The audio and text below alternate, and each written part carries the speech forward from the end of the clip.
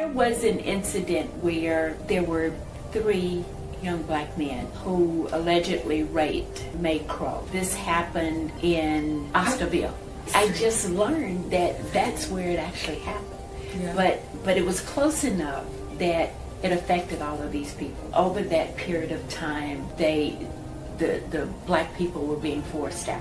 So that was what caused this exodus of the black people in Forsyth County. I'm currently sitting at what was formerly known as Bagley Park. Bagley Park was once a thriving, affluent African American community, and the subdivision was created by developer John Owens in 1921 and was a buzzing and lively neighborhood for many black Americans. The park's creation was a part of a much larger plan in the mid-20th century to try to gradually eliminate black neighborhoods in wealthy residential areas in Atlanta. The racism part that continued, where the Ku Klux Klan would ride through Bagley Park. They did a lot of things to intimidate the residents of this, settlement. And then in maybe around 46 or something like that, they built a community or a subdivision sort of behind Bagley Park, and the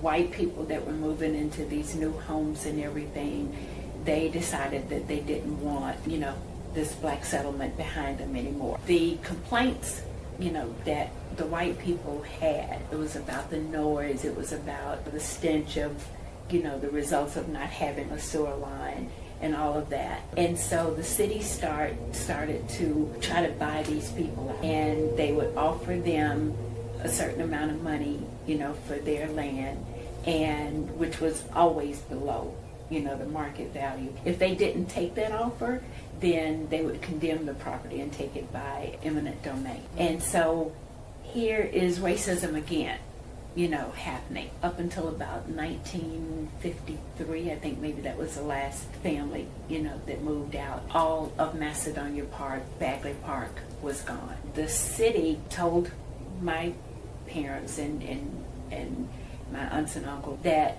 they were going to name it Bagley Park. According to the Buckhead Heritage Society, city officials actually did the renaming offer to offer some sort of consolation for the stolen land. Yet much like many promises that were made to people of color in American history, this promise would eventually be broken too. In the early 1980s, the park was renamed to Frankie Allen Park after a popular baseball umpire who typically played over here. I don't really have a problem with them naming the park Frankie Allen Park. It was about changing the name, and you've promised that you're not.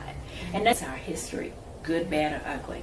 It's still our history, and it needs to stay. The forced removal of black Americans from Bagley Park, the construction of the park itself, and the renaming of the park all tie into America's long history of silencing black history, erasing black culture, and degrading black legacy, as well as reneging on historic promises. Now they just go under a new, not so pretty euphemism known as gentrification.